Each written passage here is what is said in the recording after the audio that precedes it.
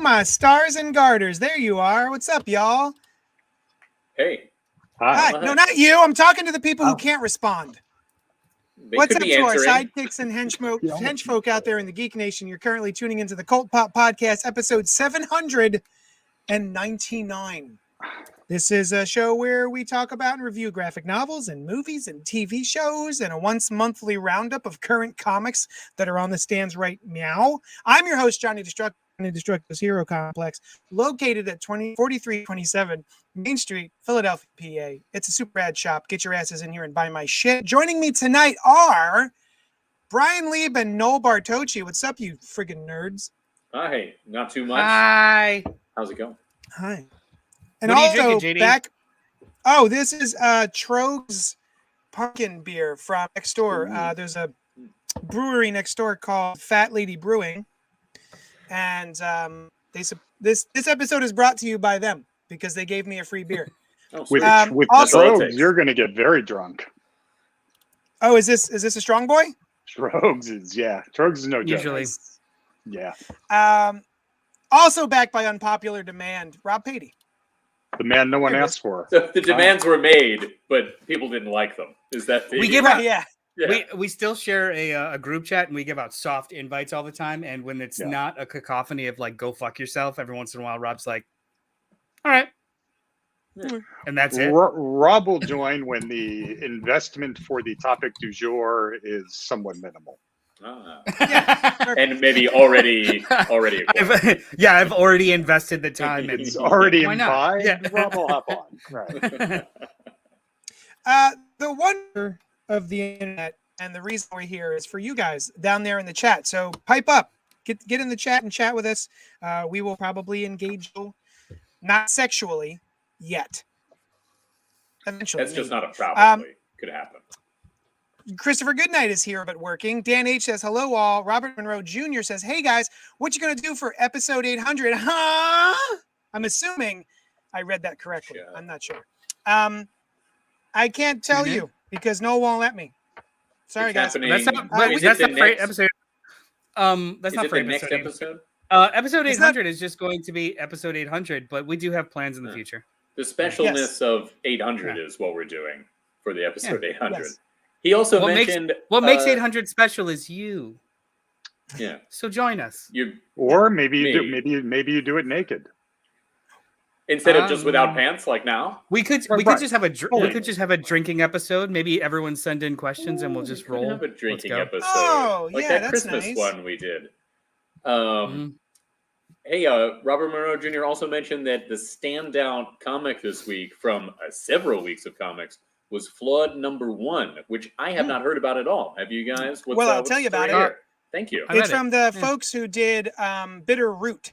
Oh, okay. Mm-hmm. All right. I read it. It was good. You liked it? I'm pulling it. It was like a solid B+. Like the concept is rad. I didn't love the art, but it was all right. And it felt like a zero issue. It's like enough to sink your teeth into, but not enough to be like, oh my god. So I'm hoping it just kind of keeps being good. I don't know. It didn't stick with me as much as some other comics.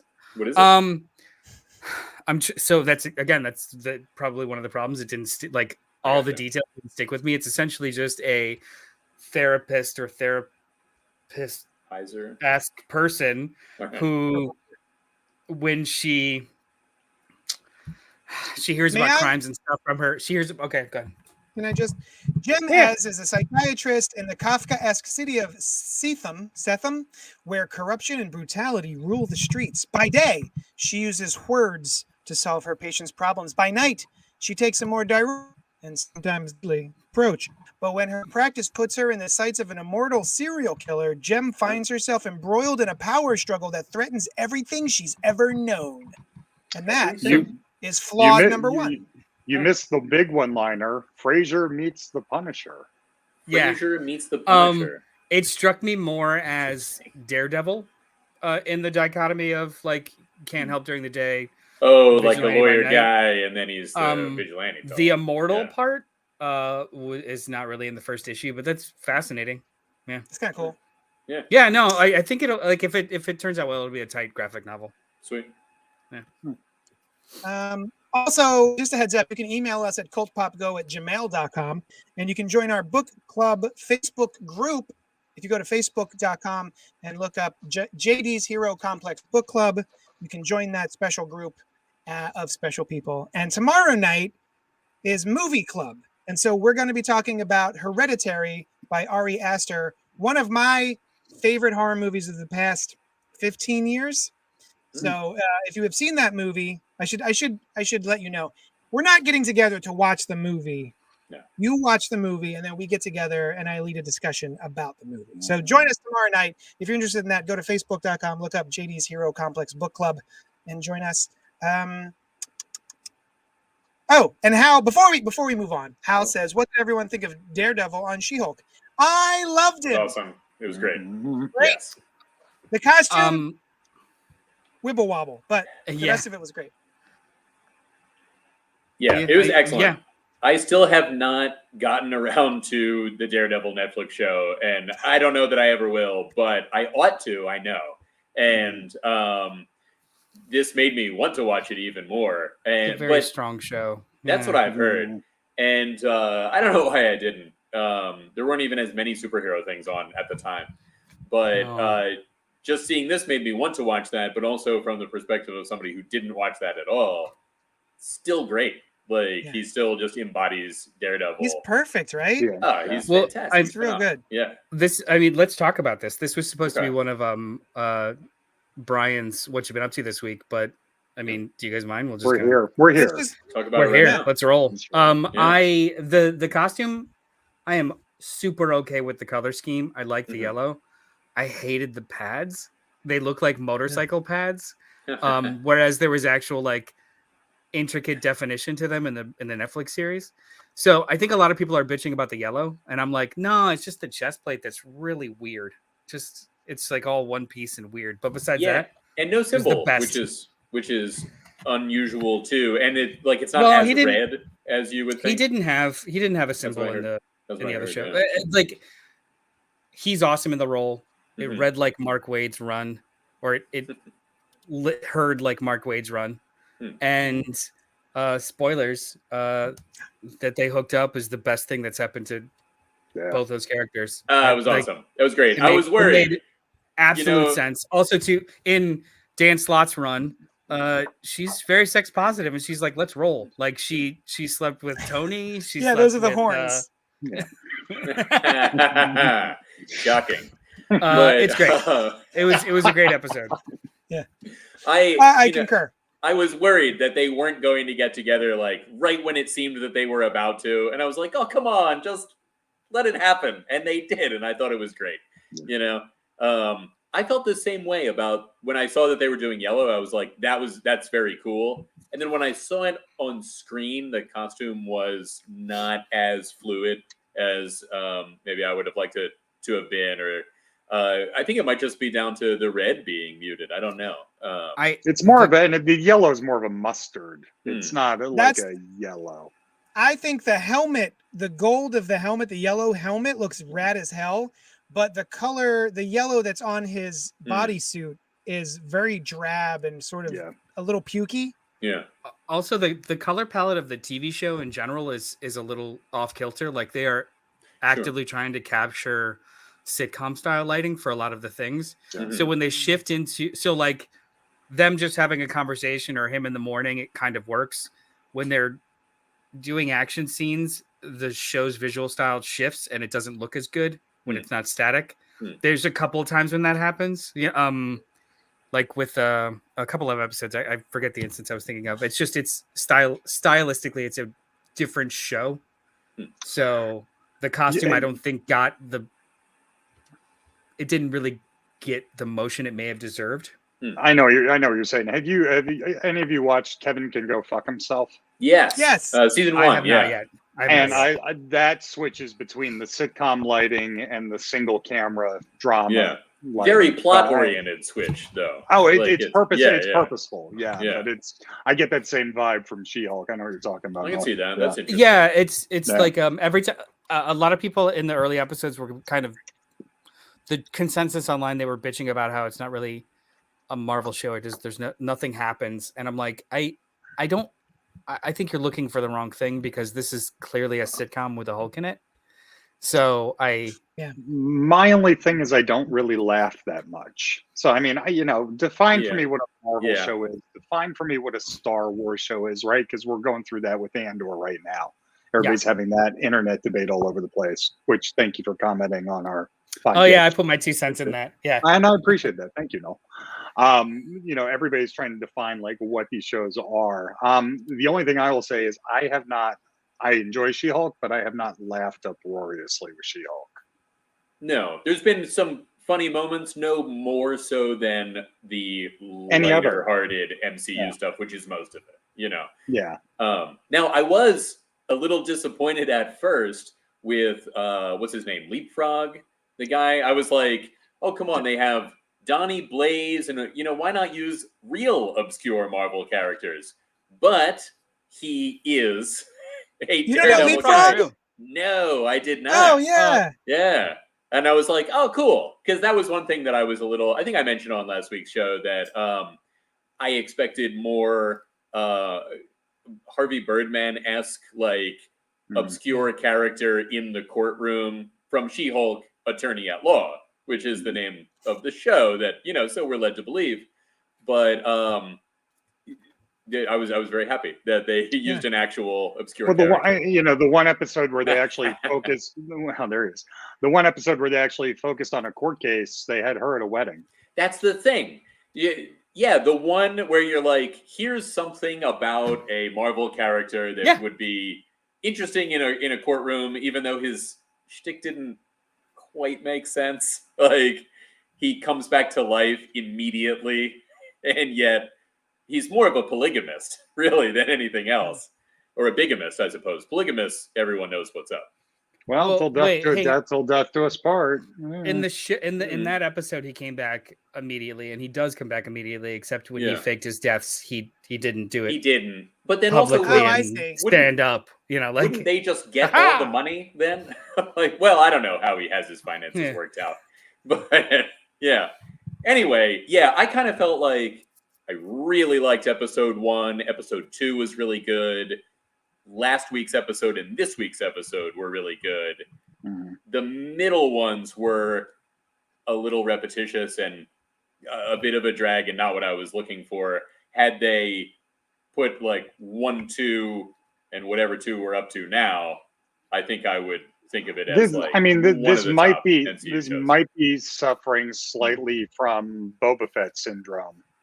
In that it's the ancillary characters are what really makes it come to life. Because with Boba Fett, I didn't really get into it until they stopped focusing on Boba Fett and they focused on Mando. Well, that was the best part of that show. But I don't think this is as egregious. Awesome. Though. She-Hulk is awesome, and I don't think wonderful. This is I love her. In regards to like the Boba Fett story being kind of boring and the side characters kind of livening it up. This is more along the the joke is the fact that she keeps getting special guests. I think that's fucking delightful. And Todd Ingle in the chat actually said She-Hulk is more like Ally McBeal. It's light and somewhat comedic, but not a sitcom. It's amusing, but not intended to necessarily be laugh out loud, say like 2.5 Men. I'll disagree in the fact that I've never laughed out loud at 2.5 Men. I think it's awful, but I've never seen it. Agree with your premise wholeheartedly. Yeah, Todd, that's a good point. I agree with that. Also, I used to love Ally McBeal. Yeah, me too. Oh yeah, that was a great show. I'll tell you, I did laugh at the stinger with Marklyn Baker as her father, having her like lift heavy stuff around the house and carry it in. Yeah. That was great. Yeah, that's cousin Larry. It's cousin Larry. Right? Cousin Larry. Who for many years I thought his first name was Corson because that's how Balky Bartakis. I make references to Meepos all the time, and not a single fucking person in my waking life knows what I'm talking about. Don't be ridiculous. So thanks, guys. You absolutely. I love that show. I could sing the whole theme song right now, but I'll wait till the show is done. Sometimes the world will drop them off the stream. I'll do it spoken word. So we got letters. Well, we have a letter. The letter is from Christopher St. Saucy. Good night. Who? Never heard of him. To you. The guy who watches the show naked. Yeah. No, Here it's it naked, comes. I think. Naked. No, he's naked. We're naked, which is an interesting distinction. He let's see if he has anything All to say shapes about and my sizes. head weight to this week. What would you adapt?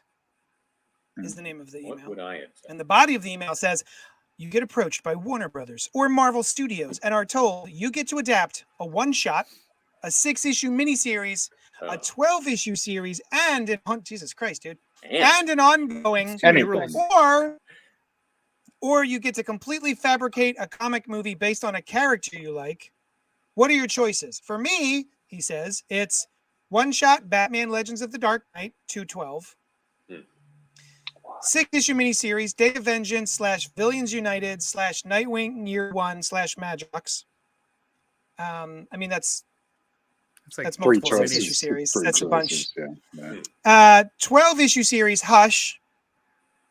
Ongoing, Peter David X Factor 2006 to 2009. Ooh, As for fabricating a movie, I think I could kill a Black Cat versus Silver Sable movie or a D-Man movie.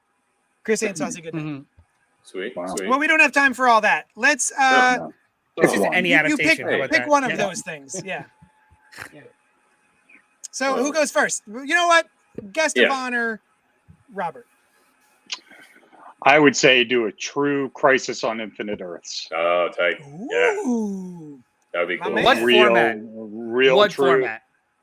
Like miniseries? Spoken word haiku. That's cool. No, I mean, like, do you want multiple movies, TV? Like, what format? What media? I would do it as a series. I would do it as a 12. I would do it as a 12-parter. Yeah. Okay. Brian. Let's see. I'm gonna buzz through real quick. Superman, Batman, Speeding Bullets, where Kal-El is raised as Bruce Wayne for my one shot, right? Because that just came to mind. I don't have a 6-issue miniseries. 12-issue maxi series. I'm going to go Universe X for Marvel, one of my favorite Marvel series. Lucifer, I've got to do, right? For the ongoing. And then Rob kind of mentioned with Crisis on Infinite Earths, but just fabricate a DC Universe wide story. If I can do whatever, it's going to be a summer event. Every character that's Armageddon around. 2001. Oh yeah! Oh yeah! Armageddon 2001. Yes, a 52 episode limited HBO Max series. I lose a year off the back half of my life every time that series comes. That amazing crossover series. Yeah. So you know what? If the DC, if you're listening, you're not. Make it an omnibus. Maybe I'll read it. Yeah. Oh my god! Yes. Yeah, I would. So yes, good. fantastic. What about you, JD?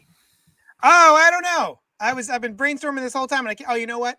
The Down Among the Dead Men Spider-Man 12-issue maxi series Marvel Knights by Mark Miller. Aunt May gets kidnapped. He's got to go through the entire gauntlet of all of his different villains. That was fun. I keep looking around my room for any kind of like inspiration, and I just keep landing on two things, and that's Tower of Babel, JLA. Yeah. And is that the one where Bats is kind of the bad guy? Well, he has contingency plans on how to take down every member of the Justice League, and that information gets out. So he's not the bad guy, but he is the source. His partners in the Justice League are not happy. No, let's say that. They weren't gonna he quits himself at the end of it. He's just like, no, we're out. It's wonderful. That would be such a good, because I think at this point too, in all media, every single one of those characters is understood just on a base level. So I don't need 8 lead up movies to make it a Justice League thing. Let's just adapt with new actors. Tower of Babel. Can I change my answer? Yes. And New Frontier. I was gonna say New Frontier. Ooh, attaboy. As a prestige television show on HBO Max. And go. I would like to redo Preacher for HBO. Not the mess that we got from Evan Goldberg and Seth Rogen, which was fine, but it just wasn't what I wanted. And Rob is typing a diatribe of some sort. My bad. Manifesto. My bad. No, Oh, manifesto. Preacher. Preacher. I like it. Oh, Thank you. There you go. Good May recovery. For one Like, I am moment, paying attention. Here's proof. if I may, Television. Adaption. Ha if I might, You may. Crisis Infinite. Worlds will end and begin. Heroes will arise. A haiku. Oh, You got, well done. I mean, Holy shit. that's I wouldn't be thank you. surprised if you wrote that like in your eighth When I was grade and 12 then you years just remembered old. it forever, yeah. Okay, hold on. You guys keep going big, and I went big also. But I remember years ago there was like rumors of a small Green Arrow movie in a Supermax prison. I would want something like that. Oh, yeah. Something that's not necessary, like just like Oliver Queen without his shit stuck somewhere. Do it like Oz style. Yeah, let's go. Or like I think it was called Supermax or something. Like I want more creative, fun things like that as opposed to well, let's adapt Secret Invasion, Civil War, like just going to every event. Or I'd like a Flashpoint. Hitman cartoon. What? Hitman. Did anybody here ever read Hitman by Garth Ennis? I remember it. Yeah. That'd make a great like HBO Max rated R cartoon. Yeah. All right, let's move on. Thank you, Christopher St. Saucy. Good night. Yeah. We really appreciate the email. Good That's email. wonderful. And now I have a question for Noel. Hey, Noel, what you been up to this week, huh? Huh? What you been up to this week, huh? I've been up to a bunch of things. I've been watching things, reading things. I want to go over a couple of them. I'll be as fast as possible. Which dealer's choice? Watch or read first? Watch. All right, watch. Hellraiser. Oh, I'm sorry. watched the Brian's 20 the dealer. I didn't realize. Oh yeah, I'm dealing this round. Okay. Yeah. The button moves counterclockwise as to who's the dealer each hand. So I watched the 2022 Hellraiser on Hulu. I am not a giant Hellraiser series fan. I've seen all of them, most of them. Yes. I mean, there's a lot that I haven't seen. That's probably the direct-to-video ones. I haven't seen them all. And I don't remember really any of them too much, so I didn't come into this with much baggage underneath, except just like the understanding of the concept. I overall really dug this movie. They applied really, really cool story mechanics, a really, really cool just design, the idea of, and I don't know if this is from the original book or from the original movie, but every time this box gets reconfigured, and then a sacrifice is chosen, the person that solved the puzzle gets a wish. And then there's 5 kind of configurations that all lead up to a great big wish. So there's this ticking clock kind of element to it where the main characters are stuck in kind of this pattern. I do think that the first half of it was very slow. It is a tale of two movies. The first half is a little bit more methodical, a little bit more eerie. And the second half really does turn on a dime and become a lot more like a conventional horror movie. I don't think that's a bad thing. Actually, I kind of wish the conventional horror elements kind of were introduced a little earlier, because as of right now, it feels more like a whiplash. But overall, I dug it. I thought it was pretty fun. Yeah. I also watched that movie. That's one of the things I've been up to this week, huh? Oh. Was to watch Hellraiser. I was very excited. I was looking forward to this. I have always loved the idea of the Cenobites. I have loved the idea behind Hellraiser and the Clive Barker story, but I never feel like the movies have done it justice, including the original. I think the original, I haven't watched it in decades, but I remember being a little underwhelmed by it, but really being enamored with the ideas behind it, in that we have a group of people from a different dimension whose idea of a gift is pain. To them, in that dimension, pain is pleasure. And it's one of the highest forms of a compliment, is to give someone intense pain. because they're all about feeling things to the fullest, right? So I Mhm. I love that idea of like they're like, no, this is legit. This is for you guys. This you solve the puzzle. You're gonna get chains and your flesh is gonna be ripped off. It's gonna be dope as hell. You're welcome. Meanwhile, we're like, please don't mind if we don't. Please don't. So I always love that sort of disconnect between realities, between dimensions. This movie, I think, is my favorite Hellraiser movie. It might be sacrilege to say such a thing, but I think it's my favorite Hellraiser movie out of all of them. I didn't have the same trouble that Noel did. I felt I was in the whole time. I also like when you have a sort of an unreliable narrator, if not to us, because we know it's real, we know it's happening, but to the people in her life, she is a struggling woman who is dealing with addiction and all these other sorts of things. So the fact that not everyone kind of believes her, and she doesn't even know. I didn't have a problem with that. I love that. No, that I'm just saying. I was in from jump. Like I liked the characters. I liked the brother and sister who were involved. So I didn't really feel a disconnect between parts 1 and 2. They do have different feels, right? But I was in from jump. I liked the whole thing top to bottom. I really enjoyed it. I was surprised at how much I enjoyed it. And the new Pinhead is great. A lot of people are having fits online about it because it's not Doug Bradley, who is the original Pinhead. But in the book, they are described as, what's the word? Androgynous. So having a female Pinhead is dope. I don't give a shit. The character design was better too. Like instead of it being the patent leather kind of kink fetish, it made more sense for the Cenobites to have actual peeled back ornamental flesh. Yeah. So instead of it being like a costume with like pins in it, it was literally her skin peeled up and moved around. Like it was cool design. It was very impressive. Like the creature effects were very impressive. But we don't see Pinhead for an hour into the movie. Yeah. Which I'm fine with. Yeah. Robert says when Clive Barker was preparing to direct Hellraiser 1, he didn't know what he was doing. He went to the library to get a book on directing, and the only book was on loan. So basically he had to wing it. So yeah. What else have you been up to this week, Noel? Read a couple of comics. I want to talk about them. So the first one I want to talk about is Rogue Sun #7. I've actually been reading this since Jump. This is part of the massive universe with Radiant Black and Radiant Red and Supermassive and et cetera, et cetera.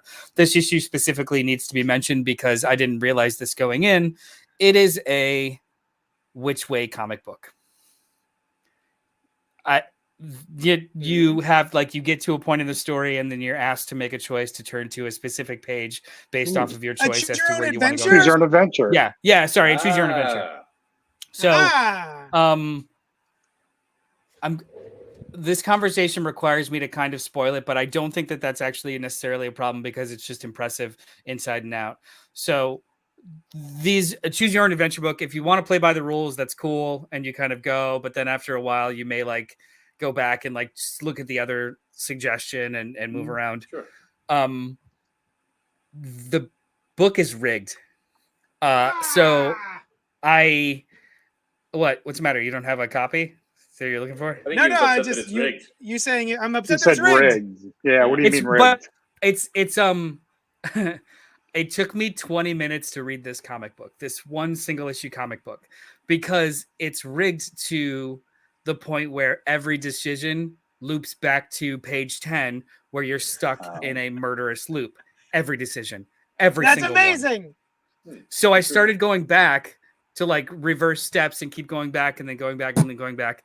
And then I just got annoyed and turned the page. And that's what you're supposed to do because page 11 is the character actually saying, I'm not playing your fucking game anymore. Yeah. And just punches well done. And then it goes to like the actual. Then you skip to page 20 where the actual ending is. So the bad guy was actually, created to be this kind of which way, choose your own adventure kind of time messing with villain, and the main character just like fuck this and stopped. And wonderful. The process of reading it is supposed to be so frustrating because there's no real way to win. You turn the page anyway, and you're actually rewarded for saying "fuck this." That's almost like the Netflix movie did, where the Netflix got meta with the whole choose your own adventure concept. The Black Mirror one? And the Black Mirror one. Yeah. To make me feel even dumber, the opening sequence of the issue was the main character playing a board game with his younger stepbrother, and he cheated. And the stepsister is just like, why don't you just play by the rules? He's like, if I don't like what I'm playing, I'm going to cheat. And then goes off to like fight. And then that's the solution for the book. He just cheats at the game, and then we're off and we take care of it. That's very cool. It was maddening and then so fucking impressive. That's cool. Because I was like, what am I doing wrong? Like, I've literally gone both choices. What the fuck? It was very cool. This book is really fun. Everyone who hasn't read Radiant Black, Radiant Red, Rogue Sun, Dead Lucky, it's all this universe, kind of like Invincible. Robert Kirkman created an Invincible universe with a bunch of different characters and a bunch of different books. And you guys should check it out. Radiant Black by Higgins. Higgins, yeah. Ryan Higgins. Ryan Higgins? Ryan. Is that it? Yeah, it's great. Start with Radiant Black Trade, volume number 1. Oh, no, it's Ryan Parrott. Something else. I'm sorry. Rogue Sun is by Parrott. Ryan Parrott. Yeah. Yeah. But Radiant Black is from Higgins. Squeezing it in, the Dead Lucky, actually, the first issue I didn't really care for too much. Second and third issues, really great. Dead Lucky's really fun too. They're all bangers. But the other 2 books I wanted to talk about really quick was Earth Divers #1 by IDW, written by Stephen Graham Jones with art by David Giafelice. It's essentially called Kill Columbus. In the year 2112, a couple of indigenous people figure out how to travel through time using this mystical cave, and they decide to go back to 1491 and kill Columbus and just stop America from being discovered. Holy shit. It is very high concept, very fascinating, and incredibly morally ambiguous, and it's a really strong first issue. Awesome. Interesting. I don't know who I'm rooting for. It's very interesting. Yeah. It sounds a lot like the Harry Turtledove book, Guns of the South. Oh, is that the stopping the Civil War one? Well, they go back in time. It's a bunch of apartheid guys go back in time, and they give AK-47s to the South. So, that's right. Yeah. Yeah. It's a very fast. The hit and miss ratio of this book is probably going to be very high or low. How they pull it off, if they pull it off, is hopefully going to be interesting and discussion worthy as opposed to just one note. But so far, it's really strong. It's very cool. Good day to bring it up. The last, I know, right? That's kind of why I wanted to squeeze it in. The last thing I want to talk about was Miracle Man #0 by Marvel Comics. It's an anthology book with like a gajillion writers and a gajillion artists. What made it really interesting was that so I have not read a lot of Miracle Man. I have the omnibus on pre-order. I will read through it. But what made it interesting is like, how shitty is it that it's not out yet? It got pushed back. It's supposed to be out in like 2 or 3 weeks. Fucking stupid. Good. But the nature of Miracle Man kind of existing inside and outside of actual continuity, and it's a story about storytelling at times, means that the anthology could be a little outside of the sandbox. So there's a variation of different types of stories in here. There's a story of it like legit him in the library of Apocrypha. Brian name checked me on like a special library that has all information in it. And then another one of like him as no, it's not Alexandria, it's something else. Him actually being in a newspaper comic book strip. And then Jason Aaron does a story with Lynn Yu about a multiverse version of Miracle Man traveling to our universe to kill the creator of Miracle Man, and other multiverse Miracle Men are attacking him to protect the creator. It's fucking weird, but in a good way. It's all very weird, and I'm not a giant fan of anthology books. Usually there's like 1 or 2 good ones and then a couple of like okay ones. This was pretty solid all the way through, and it was really interesting. It's like they let a bunch of creators just kind of fucking go for it. Mike Carey has a really, really good short story in there. Sweet. It was solid. It was super solid. I can't wait to read it. I really want to catch up on all the Miracle Man stuff. I wish the omnibus was out. It should have come out a month ago so that people could get the omnibus and then be caught up and then check this out. So that's Miracle Man number 0 from Marvel Comics. Brian. Hey. What you been up to this week? What have I been up to this week? Huh? So I started at last Umbrella Academy season 3 after having been late to seasons 1 and 2 back then and really enjoying them. I started with season 3 and really enjoyed it. The whole show has been awesome, and it's such a quirky. It just very much nails the quirky superpowers kind of, or just.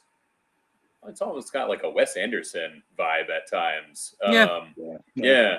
And I remember thinking when the comic came out, like, oh, this singer guy is going to write a comic at a time when there were a lot of vanity projects in comics going on from actors or other famous people, and being blown away by it. And also, as it turns out, Gerard Way had some prior experience in like this kind of genre stuff anyway. So I had totally forgotten about it at that time or what happened. And now we've gotten to points where I'm not sure if this is even based on a comic anymore or if it's, I don't think so, right? It's, okay. Yeah, I don't. Hotel Oblivion was the last series of the comic, and they take they take pieces of it, but it's its own animal with some story beats. Yeah. And it's great. Every character is awesome. Klaus is the awesomest. You know, he's great to watch. And I think I'm in episode 2, I believe. So I've got a lot ahead of me, and I'm enjoying. You got a lot of good Klaus coming up. Nice. That was one I could not stop watching. That was one where I just blew off everything for a Saturday and Sunday and just watched every single episode. It's so good. We're halfway through season 3 right now. It took a hiatus on it, but it's a strong show. I think season 2 was already out when I started season 1, and I just went straight through. And, I don't know. I just seem to have this pattern with this show. But once I started, I'm like, oh, I can't wait to see some more. Also, I thought I was unclear as to what Elliot Page would choose to do, whether he would want to even be in the show anymore or whatever.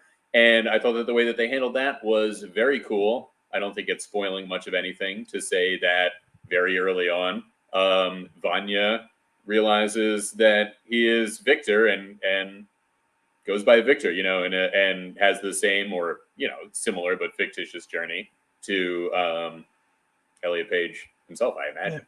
You're right. It actually does mirror it because he was in a lesbian relationship and then. Oh, is that right? He was married. Oh, okay. But I did really like it too because it wasn't. They made a deal about it, but they didn't make a deal about it. Yeah, it was effortlessly. He was like, "I'm doing this," and everyone was like, "That's okay, cool." Yeah, it was effortlessly weaved into the plot of the show. It wasn't performative; it was intentional, and I appreciated that. It was really, really well done.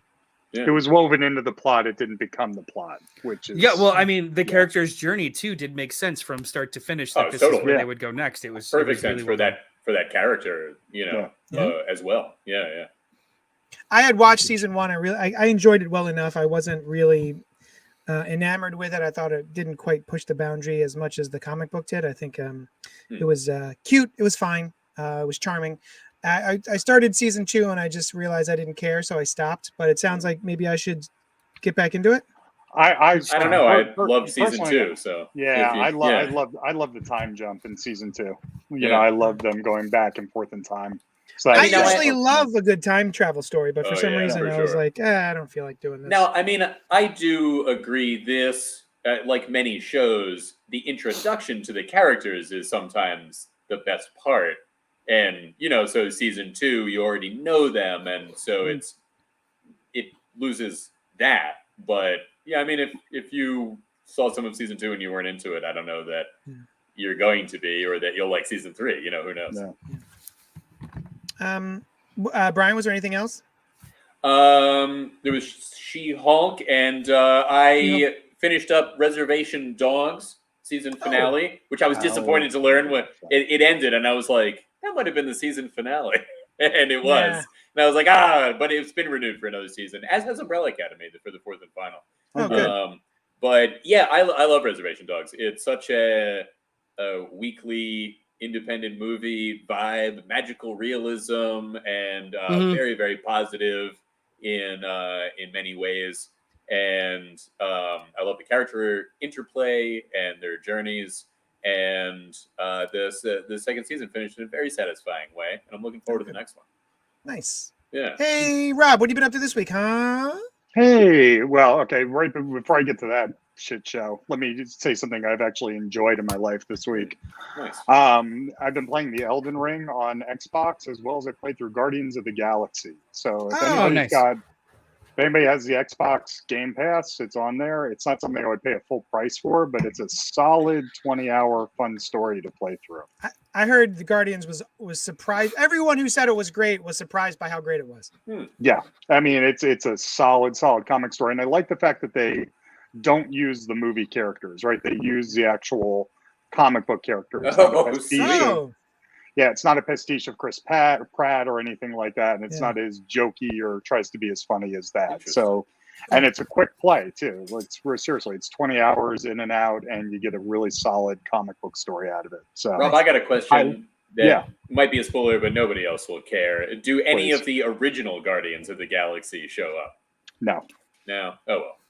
Yeah. No, I didn't think they were going to go that deep with it. With like no. Yeah, it's not. It's like not a cameo, Fantastro and shit. Yeah, no. That's what I'm talking about. No, and then the other game I've been playing is Elden Ring, which is a phenomenal story written by who's the Game of Thrones writer, George R. Martin. Yeah, so he wrote this whole story. It's a Dark Souls game, so it is hard as fuck, almost virtually impossible to play, but it is so imaginative and phenomenal. There's no incest, no. I was gonna ask how much incest is I in there. know exactly where you were gonna go. Yeah, there's no no side quests where you gotta go. We gotta go like marry your niece and put a baby in her. None of that. Okay, cool. But it's some of the most imaginative RPG playing that I've done in a long time. So I highly recommend it if you like a challenging game. And then the other thing, Robert. Okay, so Avengers I don't think sucked so bad, but Guardians is a lot better and a lot easier to play. Rob is responding to Robert Monroe Jr., who said, okay, I might get Guardians of the Galaxy, but I was hesitant to because Avengers sucked so bad. And I didn't think Avengers completely sucked. It's I think Avengers is a little longer. It's a little more repetitious than Guardians, where Guardians are kind of in and out. Avengers is a lot longer of a time commitment to play through it. But gotcha. And then the other thing I did this week was I watched the fucking Monsters. Rob Zombie, baby! Who convinced you for this? We were doing it for the podcast. We were doing it for the Another Nerdy Cast. Was it? I'm the only schmuck. No, it wasn't. Miller made us watch Ninja Badass a couple weeks ago, and that was almost better than what this was. Ninja Badass was like a low-rent Midwestern Indiana guy who becomes a ninja, and it's as terrible as it sounds, but it was even more entertaining. And a badass, yes. And he gets his power by eating lots of egg rolls. I mean, it's a horrible fucking movie, but in and of that, it was more entertaining than The Monsters was. Veggie or protein egg rolls? Do they specify? Protein, of course. Sure. I mean, okay. There's vegetarians. They never even heard that word. In what is it, Scott Pilgrim? Roll your eyes, guys. Details matter. Yes, JD. So, my question about the Monsters is I never really watched it that I can now remember anything about it. It's not a question. From what I'm hearing from people like on like a bunch of different horror Facebook groups and stuff, and a lot of people are poo-pooing the film, but there's like a contingent of folks who are like, this is what the TV show was. This is exactly what the TV show was. No. Oh, is that not the case? No. Okay. And I'm the only schmuck on our podcast that actually watched the whole fucking thing all the way through. And the fundamental problem, the fundamental problem here is that I know, assholes. You won't get that here. We read Yeah. everything and No, watch yeah, everything. you guys. No matter how bad it is, Oh wow, we keep going. Sure. Things have changed drastically since the old days on this podcast because I Skimmed can it. remember a lot of us shitting through books and not I reading them all skimmed the way it. through. Yep. The fundamental difference is what made the Munsters the Munsters. The original. There we go. What made the original Munsters the Munsters was the fact of how the real world reacted to these characters living, these monster people living in their world, right? It was, how people would react to Herman and Lily and all them when they go out in the real world. This piece of shit doesn't do that until the last 10 minutes of the movie. They don't move out of the Transylvania area until... what? Yeah, from what I understand, it's like I used to watch the television show on reruns and WGN in the afternoon. I think it was like before Happy Days, before Batman 66. Like you just watched all the shows. Yeah. It was essentially the Beverly Hillbillies. It just was monsters. The entire concept of the show was look how weird they are, juxtaposed against normal American life. Right. This movie is a prequel, so it's absolutely none of that in the same tone. That's not as interesting. That was what I read. Do they have the human appearing woman? She's an actual regular human, right? In the original show. You mean Marilyn? I forget her name. Yeah. Isn't it a cousin that's the cousin, a niece or niece? Sorry, she's a niece. Yeah, but she does not. There is no Marilyn. There is no Eddie. There's no Eddie. There's no Eddie. This is their meet cute. This is they're not a family at all yet. It's not just that they haven't moved. No, I gotcha. She's got a brother who's a mooch, and that's how they lose the house in Transylvania, and that's why they have to move to California because he loses the house in a real estate. I didn't realize they were in dire straits there. So hold on. So my suspension of disbelief has to accept that it's cheaper to live in California than it is for Transylvania. Yeah, seems like it wouldn't be. Hold on. Hollywood, no less. Sure. They live in the they're in the valley. They live in the Hollywood Valley, but Rob Zombie has a very skewed version of reality if he thinks that it's affordable for a family to uproot themselves from Transylvania all the way. You don't know what the cost of living is in Transylvania? That's true. I know that it's not LA. I actually do know what the cost of living is in Transylvania because I just started working for a robotics company, and we have a very hard time selling our robots in Transylvania because labor is so cheap. Is that right? So, That's a very interesting piece of information, Rob. Is it? Yeah, okay. I find it to be interesting.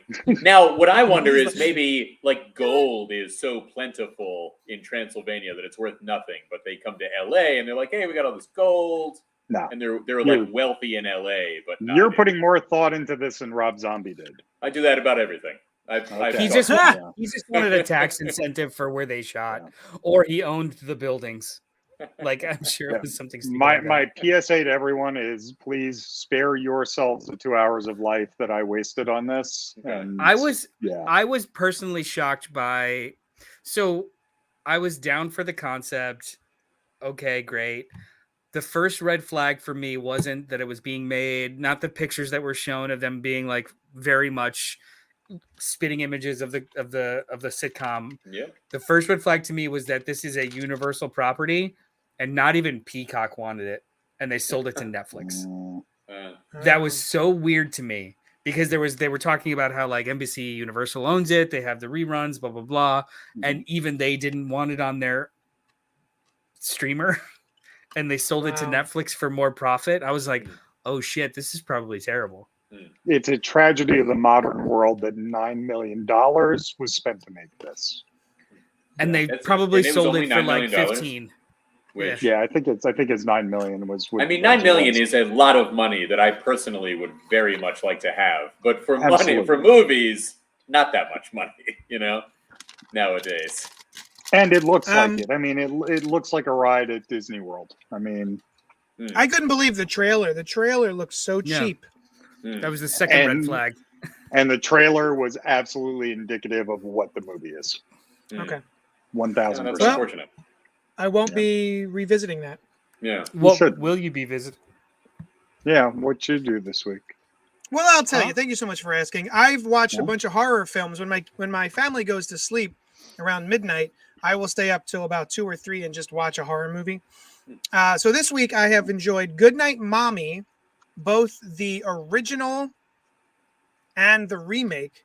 And I would say stick with the original if anyone's going to watch Goodnight Mommy. It's about these two twin boys who come to visit their mom, and their mother is wrapped up in bandages, and they start to suspect that maybe she's not actually their mother. Wait a second. Definitely stick with the original. Deadstream is a Shudder original.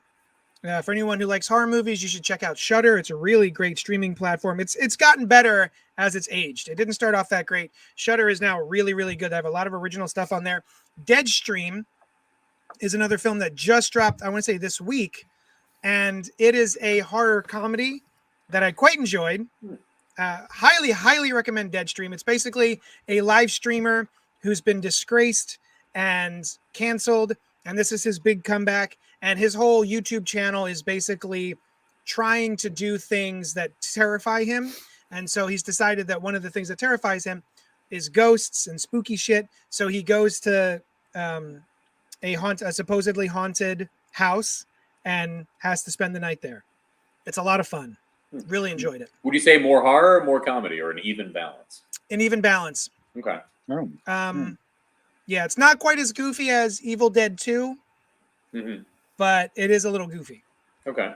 And my favorite movie of the past, year maybe, is a film that just dropped called Significant Other, and it's on Paramount Plus. You can stream it, and it's starring the woman from... Her name is Micah Monroe. Micah Monroe from It Follows. And the charming, cute guy from The Office who's not Jim, who shows up in the later seasons. Anyone know who I'm talking about? His name is Jake Lacey, I think. Yeah, he's one of the interns. The guy was in White Lotus. Yes. Yeah. Yeah. White Lotus. So I'm not going to tell you anything about this movie other than this is a couple. They are going hiking in the mountains. Shit happens. That's all I'm going to say. I went in blind. I really enjoyed the twists and turns. I didn't know what was happening. Highly recommend. Definitely check out. Of all these movies, Significant Other is probably my favorite. I watched the trailer and I shouldn't have, so don't do that. Okay. Yeah, don't watch the trailer. Just Paramount Plus, Significant Other. Check it out. Yeah, that's what I've been doing this week. Let's move on, because this has been forever. Holy cats. But before we do that, you should go to patreon.com/JohnnyDestructo and help out the show if you want, if that's your thing. It might not be your thing. If it's not your thing, just hang out with us and talk to us and write in the chat and be a part of the show. Robert Monroe Jr. is doing just such a thing, and he says, been thinking about getting Shudder. Robert Monroe, if you like horror movies, definitely get Shudder. They're not paying me to say this. That would be amazing if they did. Shudder, pay me to say this. They have really good original TV shows, and even there was one show called The Hole, which is a really fun behind the scenes documentary style talk show on Shudder. That's really great. The Hole. And no, it was The Core. The core. That's what it is. The Core. No, I was gonna say The Hole. What are you talking about? That's like a weird. Sorry, it's The Core. It's horror The Core. movie. The Core. Sorry. Highly recommend. And Joe Bob's on there. Joe Bob Briggs does the live streams on Fridays. I love and despise him. Same. Remember, I used to despise him. Now I kind of love and despise him. There's something very comforting about him, just like riffing on very deep horror movie and film noir lore. And he gets in these tangents of and he has full recall of names of characters and producers and agents and just tells these yarns, and they just go on forever. That's interesting. But then at the very end of it, they'll make a weird, creepy joke. And I'm like, oh, all right, he just ruined it. So he just kind of keeps going back and forth of being an uncle you want to avoid at all costs, but still just really interesting to sit and listen to. Yeah, that's perfect. So, that's perfect. Yeah. All right. So that's what we've been up to this week. We're here to talk about what is it? Werewolf by Night from Disney Plus. I didn't even look at the notes. Is there information on this? Let's see. Disney Plus, directed by Michael Giacchino. Michael Giacchino. Starring Giacchino? Gail Garcia Bernal, Laurel Donnelly, and Harriet Hayes. On a dark and somber note, a secret cabal of monster hunters emerge from the shadows and gather at the Bloodstone Temple following the death of their leader. The attendees are thrust into a mysterious and deadly competition for a powerful relic. I think Disney Plus should do this more. I love that it is a one-shot Halloween special, just in time for Halloween. They need to do this. I love this. It doesn't overstay its welcome. It's almost an hour. It's barely an hour. It feels like it's longer than an hour because I was so engaged in it. And it's got, I'm sorry. I just said her name. Laurel Donnelly. She is in that show, The Nevers, which was a delightful surprise. It is a wonderful show. Takes place in the 1800s about women who get superpowers. It used to be a Joss Whedon joint, but due to being canceled, he took his name off of it, and now there's a completely different showrunner. I'm very excited for season 2 if it happens. Oh, it's still on. It's still happening, or I think they were filming a second season. Oh, cool. Yeah, I heard that he left. He got kicked off the show, the showrunner, and they got a new showrunner. Hey, Rob, real quick, another Nerdy Cast is commenting. Is this Mark or who is this? This is probably Chris. Hi, Chris. Hi, Chris. Thanks for joining us. So yeah, what did you guys think? Rob, you're in the hot seat. What did you think of Werewolf by Night? You hit all the nails on the head. I love the fact that it was utterly self-contained. It was just this nice, beautiful one shot. It was great to see the Bloodstones kind of come back. You know, they never really got a ton of play in the Marvel universe, so it was nice to see a little bit of them. And we got us a little bit of Man-Thing, which I found. I wasn't sure if we should spoil it. I was delighted. He's in the trailer. Is he? Oh, I didn't watch the trailer. Are we going to spoil the whole deal? Do we want to do that? Yeah, sure. Let's spoil the whole deal. Okay, I mean, we already pulled the Band-Aid off. So I mean, it was wonderfully acted, wonderfully shot. It was a throwback to like the 1930s type horror movies, you know. So I mean, genre-wise, they hit the nail on the head. Mm-hmm. Thanks, Chris. Just do it. Okay, we're doing it. We are, buddy. Doing it live. So it's and again, this self-contained, just one and done, in and out. And I learned a little interesting because I've always wondered about the Man-Thing Swamp Thing correlation. They came out the same freaking year. Oh, not just that. If you don't know, the creators were roommates at the time, I believe. Yeah. There's a lot of groupthink also too, but they're so wildly different. Are they? Yeah. Hold on a second. Hold on. This is all right. I honestly don't know much about Man-Thing. I had to Google him because I was curious what his relationship to Swamp Thing was. And I wasn't sure if it was a Jack Kirby type thing where like someone invented Swamp Thing and then went over to DC and was like, well, here's Man-Thing, you know? Right. But so Alec Holland is Swamp Thing, who is a scientist who got into an accident and wound up crawling into a swamp with a certain kind of chemical, and that made him into Swamp Thing, right? Yeah. Yes. That Hollis. Wait, who's Man-Thing? What's his name? Ted Hollis. Yeah. Or something? Hollis. Yeah. So like that. He's a scientist who was in an accident, who crawled into a swamp. Yeah. And because of some sort of chemical, became Man-Thing. Am I mistaken? And no, you're right. What's different about these things other than one talk? Ted Sallis. Ted Sallis. Swamp Thing becomes the premier guardian of an ultra powerful universal force. Man-Thing is the guardian of the nexus of realities, at least at some time, and does I forget exactly what he's like, exposing the evil of people or something like that. Swamp Thing didn't become the leader of it was the Green, right? That was the Scott Snyder run. The Parliament of Trees. No, that was way before Scott Snyder. The Parliament of Trees was way before Scott Snyder, and the idea of the green was way before Scott Snyder. However, Scott Snyder and Lemire did the green and the red and the rot, and like they made it like a Green Lantern Corps. It was awesome. Bullshit. Yeah, it was awesome. Yeah. But I meant bullshit as just convolution that you add on to like retroactively make things more important. Shit in the book. This is one of those things where I use bullshit as a positive, like kind of like garbage. It's garbage or it's trash. Yeah. That's great. Yeah. I meant that they like, to me, they're very different just because of like the way that they interact with the rest of the universe. So like Swamp Thing is a actual character in the middle of a constant existential crisis about their reality and their place in all realities. And Man-Thing is just a fucking monster that protects the nexus of realities, and if you know fear and he touches you, you explode. Doesn't everyone know fear? He does. Well, it's fear of him or then and there. Like it's to know fear in his presence is to be explode, to burn from his touch. Yeah, right. That's why Jack doesn't ever. That's what cool. But this whole thing gave me vibes of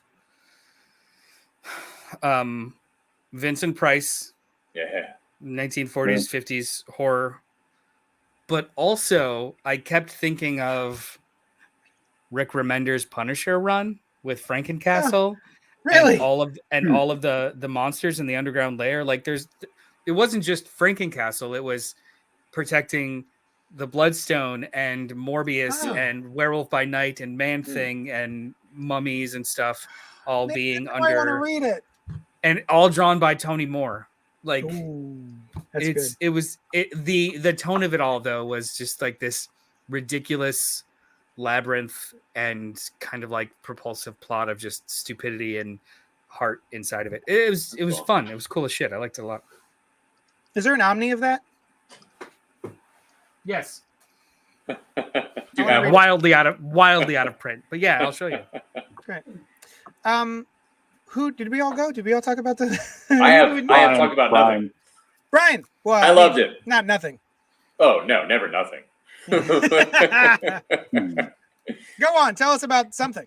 I loved it. I loved this. It hit all of the notes of the old horror that it was going for just right in a fun way, and it didn't lampoon it. It was doing it. And it was doing it in a cool way.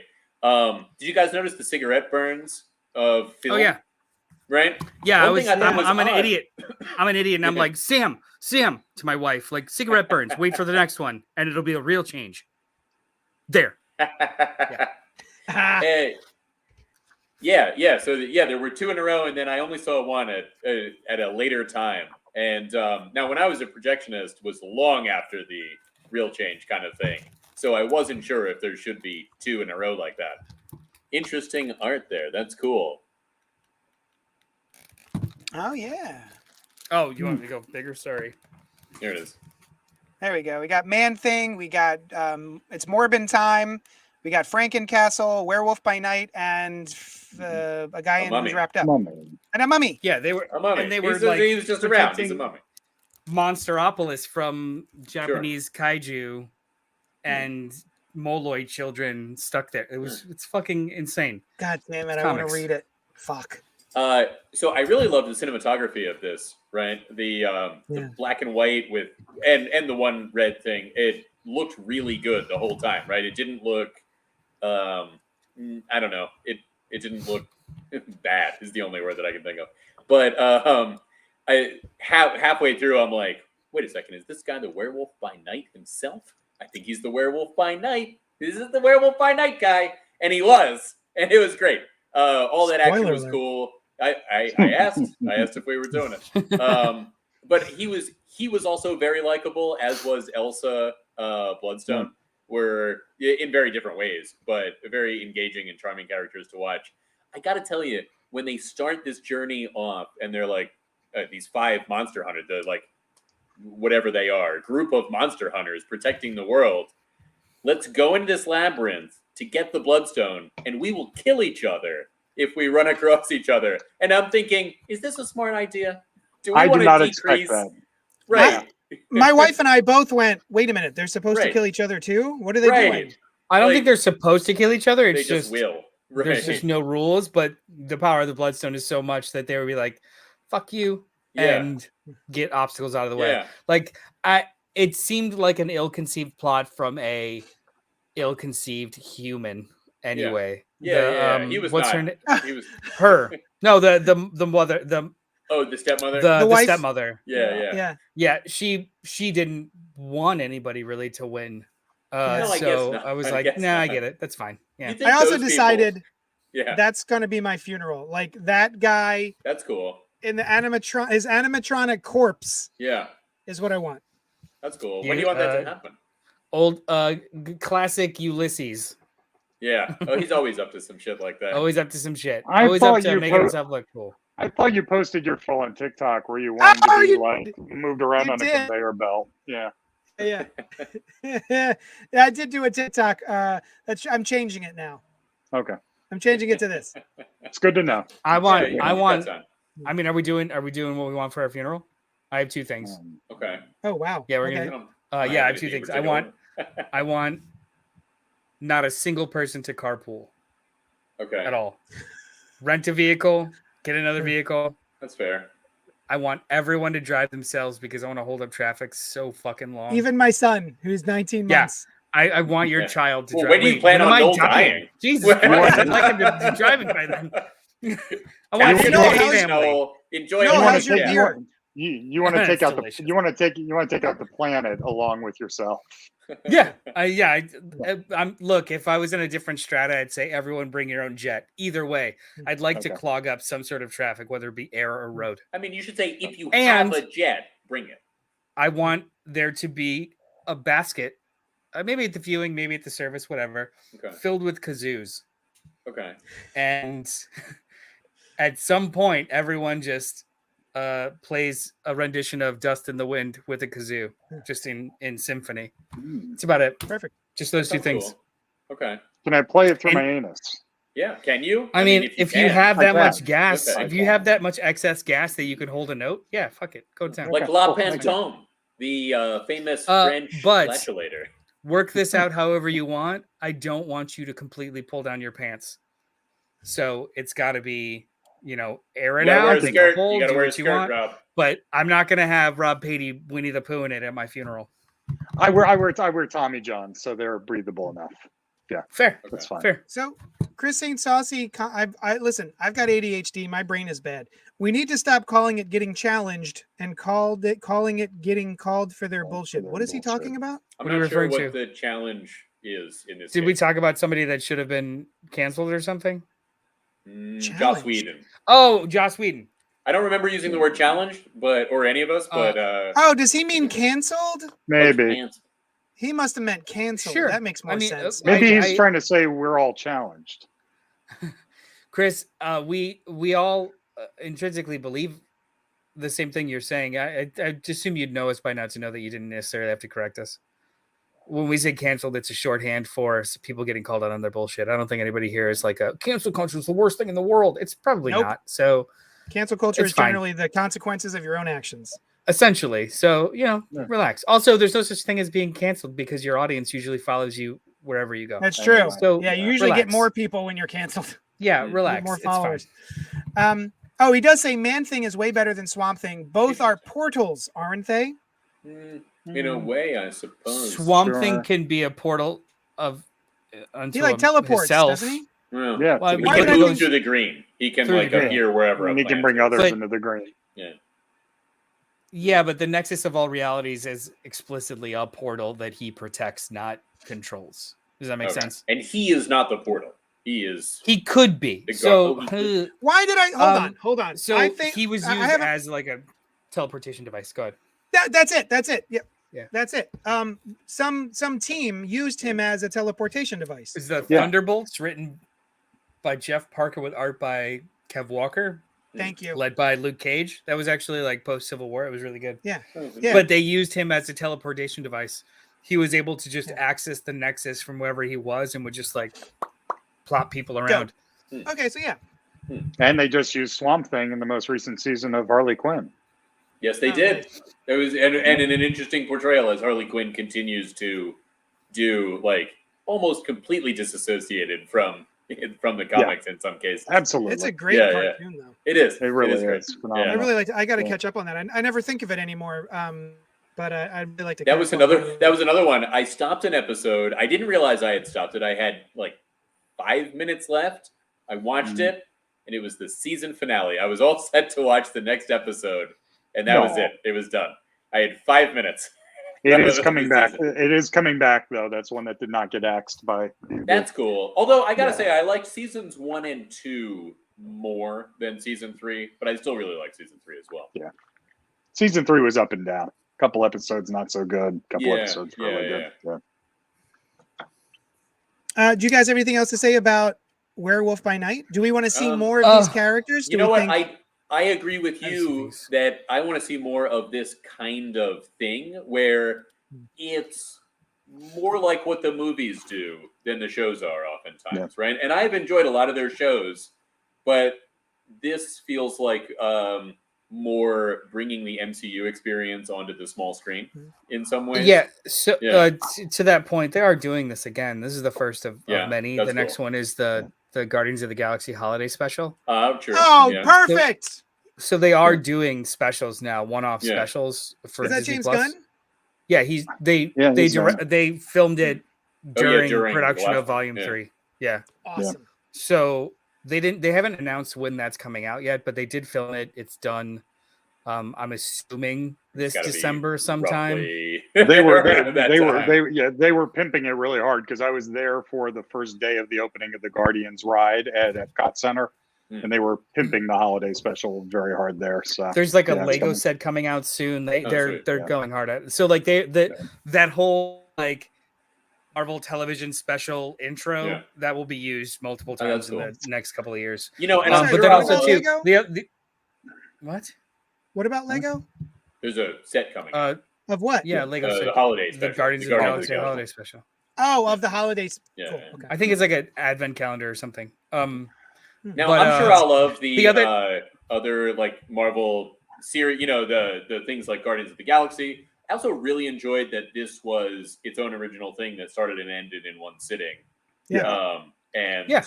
We could see more of, but if we didn't, I would still feel like we got enough, you know. And I definitely want to see more of this because, and I don't want to.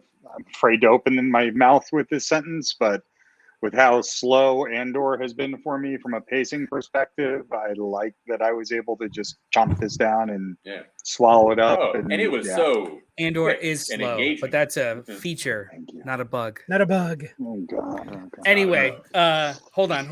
I want to give credit to Michael Giacchino, the director, because this is the first thing he's ever directed. He is a film composer.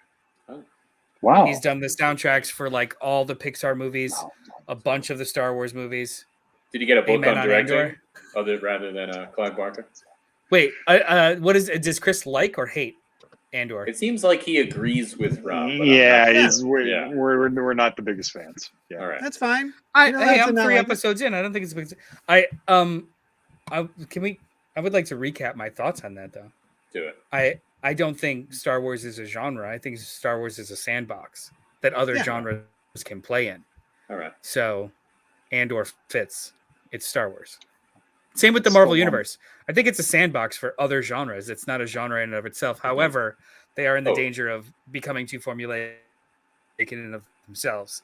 So stuff like this show, Werewolf by Night, is a way to kind of articulate that they are a sandbox, not a genre in and of themselves. I mean, and that's even more so with Marvel, I think, just because of the comics history of comics being tons of different kinds of things.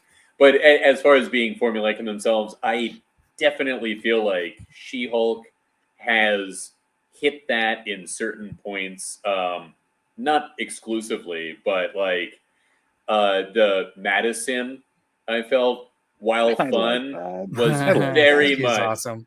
Very much like cool. Yeah, I mean, and she was fun. Exactly what you get from the MCU. You know what I mean? It's like I'm gonna wind out of something. I'm gonna diametrically oppose what you're Really? putting down, because Yeah. Madison is the perfect example of an excellent guest spot in a sitcom. I'm thinking Janine in fucking Friends. Like where they come in, make a big splash. Yeah. You have not seen her since.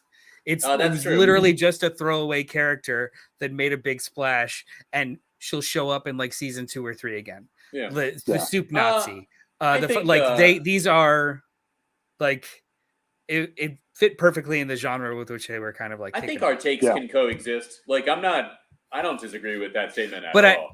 But you started it with it being very formulaic, and it is, but not in the Marvel way. It's formulaic in a very specific. In a sitcom way, yeah. So I don't think it was a pejorative, is what I'm saying. Like I would make the case that like Falcon and the Winter Soldier is very formulaic in a specifically Marvel way, in the way that they kind of like rolled out that story. But Madison in She-Hulk, I think, is something different together. I guess I was thinking mostly of like how she interacts with Wong. Is like serious guy, undercut. Is a lot of what the MCU. Wait, you think that Wong is the serious guy? Not serious. Not that Wong is serious, but that he's a straight man. In that instance, that loves Beyonce in the first movie. I think he's hilarious. No. I shouldn't say serious like he's not funny. More like solid Marvel superhero thing. Take the wind out. He's talking about the joke stuff that happens in Marvel movies. There's Terry, our friend Terry Lee. He actually has a similar kind of problem with the Marvel universe. The fact that they use humor. Yeah, and I mean, I love it. I love it 85 to 90% of the time. But it's definitely what they do. But I don't think they shy away from it. Yeah. I'm sorry, I got a message from Rob that made me laugh. The only time I really felt it was Love and Thunder. Love and Thunder is the first time I went. You know what, guys? I wanted more gore. I wanted more Jane. We could have gotten rid of a bunch of these jokes that went on way too long, and we could have gotten a little bit more gravitas with this film. This is the only time that good. And we had already seen it before. That was the other problem I had with Love and Thunder was the fact that there was no surprise element to that humor. Ragnarok came out of nowhere and caught us all off guard with the humor. This was just Taika Waititi. He didn't have any guardrails with this one, and boy, he's like George Lucas, who needs a studio to kind of rein him in. Well, and JD's right. It wasn't balanced. It was just that, and every serious moment was unserious pretty quick. Speaking of reining it in, it's 10:30. Whoa. Any final thoughts on Werewolf by Night before we close it out? I loved the very end when they transitioned into color, completely unexpected and really cool. I hope to see these characters again. I would like to see her specifically. I like her as Elsa. Oh, I liked her. I like the Werewolf by Night guy too. I was Gael Garcia Bernal. He was great too. He was awesome. The whole pitter patter between the two. Moon Knight is apparently coming back in some place at some point. I heard, which I'm excited about. Yeah. I hope it's better than his show. His show was just fine. His show was good. Okay. You know what I mean? I wasn't like wowed by it. I was just like, oh, this is good. Oh, okay. No, I put it up there at the top, towards the top of the phase 4 for me. Oh, wonderful. That's awesome. Towards the top. But I liked it a lot. Yeah. All right. Let's get the frick out of here. All right. We will see you here next Monday at 9 p.m. I don't know what we're going to talk about. What's our main review next week, guys? Anyone know? Hard to say since we haven't decided yet. But, we should decide before we do this. Yeah, we probably should, but it keeps the suspense going all week. That's true. Yeah. Guys, we'll pick something scary. We'll pick something audience spooky. be in suspense all week, and then we'll figure it out next time. We'll pick a book or a movie or a show that's specifically Halloween themed. How about that? Wonderful. And then we'll post Hocus Pocus 2. Stop it. Yeah, I love it. Let's go. I already watched it. Let's go. Let's do this. Cool. Yeah. All right, guys. Thank you so much for hanging out with us. Go to patreon.com/JohnnyDestructo. Another NerdyCast says, great show, guys. Be safe. Thank you so much. We love you. We will see you next Monday at 9 p.m. Sounds Yep. good. Good night. Oh, and thank you for joining us, Rob.